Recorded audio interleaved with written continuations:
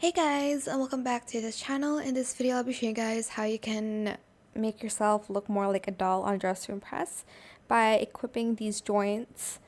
You do need VIP for this, but first of all, you are going to dress up as a doll. I just dressed up as my favorite doll, which is Barbie, and I'm just going to walk in this area, and we're only going to use the hands and the legs.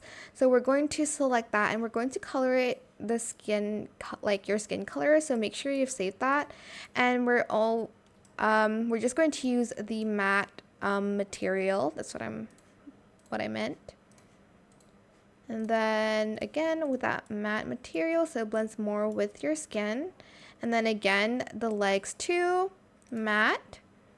And then select your skin color here, and then select matte again.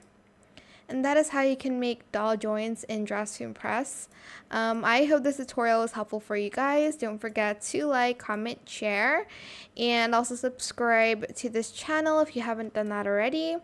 If you have any more questions about this video, just leave it in the comment section down below.